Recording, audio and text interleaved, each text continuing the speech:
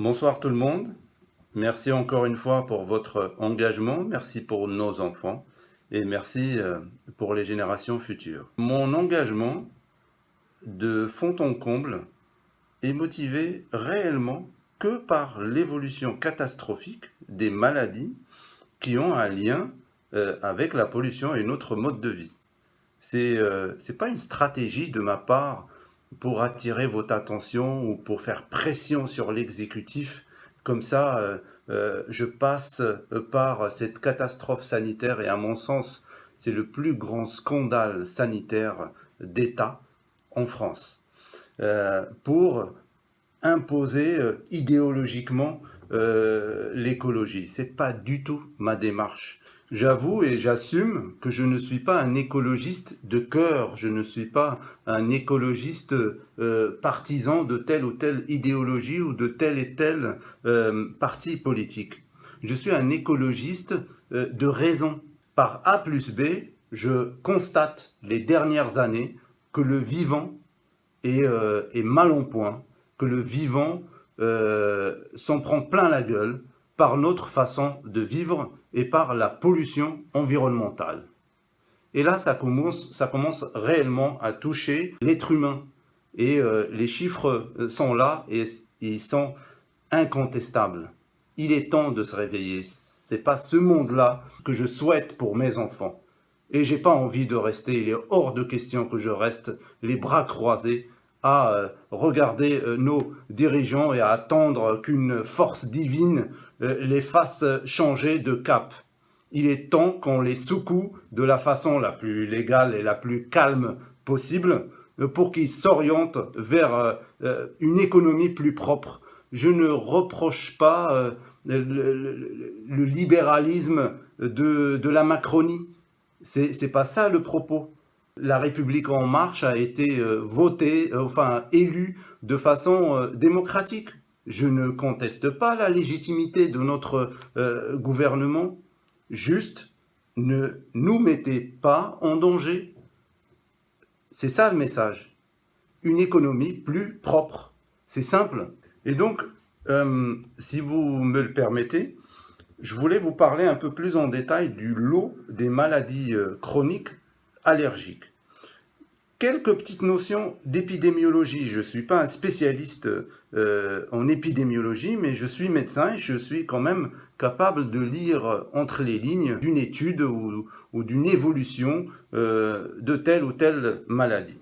Il faut savoir que tant que les tranches d'âge dans une population ne bougent pas trop en termes de pourcentage, de 0 à 15 ans, l'adulte jeune, que globalement ces tranches d'âge-là ne bougent pas trop, que si la qualité de soins dans une population donnée ne bouge pas trop, tant que les facteurs extérieurs comme la pollution, le réchauffement ou le dérèglement climatique, et tant que les habitudes de vie, les habitudes alimentaires ne changent pas trop, donc si ces trois facteurs-là ne bougent pas trop, les maladies chroniques ne sont pas censées bouger. Encore une fois, à condition que les trois facteurs que j'ai cités ne bougent pas. Qu'est-ce qui s'est passé pour les maladies allergiques? Ils étaient estimés à 4% de la population, les années 60. Donc je rappelle, quel que soit le volume de la même population, donc une population, on va dire, elle prend 10 millions d'habitants en 5 ans. Le pourcentage des maladies chroniques est censé rester le même, c'est ce qu'on appelle la prévalence. Encore une fois, à condition que les tranches d'âge ne bougent pas trop en termes de proportion et que les deux autres facteurs, qualité de soins et facteurs extérieurs, exogènes, mode de vie, ne changent pas trop. 4% les maladies allergiques les années 60. Aujourd'hui, ils sont estimés à 30%. Et c'est des chiffres de l'INSERM. 30%, ça veut dire un Français sur 3. Aujourd'hui, allergique à quelque chose. Donc, pour essayer de comprendre pourquoi ce grand écart en l'espace de 40-50 ans, on va analyser la population française. Qu'est-ce qui s'est passé dans la population française les 30-40 dernières années? C'est une analyse, c'est pas un jugement, c'est une analyse de l'évolution de la population française. Depuis la chute de l'Union soviétique, parce que le monde occidental était en guerre froide avec le monde communiste, eh ben, le monde capitaliste a gagné début des années 90, et depuis, il a imposé ses règles. On est entré dans une ère de surconsommation et de surproduction. Premier facteur qui a changé. Deuxième facteur, toujours concernant la population française, moi je vis en France, je suis français et du coup je balaye devant ma porte et j'analyse ma propre patrie. Le vieillissement de la population. Deuxième changement, deuxième facteur, les 30-40 dernières années. Troisième facteur, la pollution environnementale. Le vieillissement de la population ne peut pas expliquer l'explosion des maladies allergiques, et ben restent les deux autres facteurs, le changement de notre mode de vie, la surconsommation, la surproduction et la pollution environnementale. De 2019 à 2020, 5 à 7%, c'est ce qu'on appelle l'incidence de nouveaux cas annuels de 2019 à 2020, ça représente 1 million. À ce niveau-là, et ça prend en compte les naissances et la mortalité. À ce niveau-là, on n'est plus dans le doute. À ce niveau-là, on est au-dessus de la certitude. On est dans quelque chose qui crève les yeux. On est dans quelque chose qui explose les yeux. Vous ne trouverez pas un allergologue digne de ce nom, vous ne trouverez pas un pneumologue digne de ce nom, ni un épidémiologiste digne de ce nom qui vous dira le contraire. Si vous trouvez un scientifique qui vous dit le contraire, allez voir, allez chercher quelle industrie polluante le paye ou quel laboratoire le paye. Quand on regarde un peu en profondeur les symptômes chez cette population de personnes allergiques, certes, une grande majorité s'en sortent plutôt pas mal.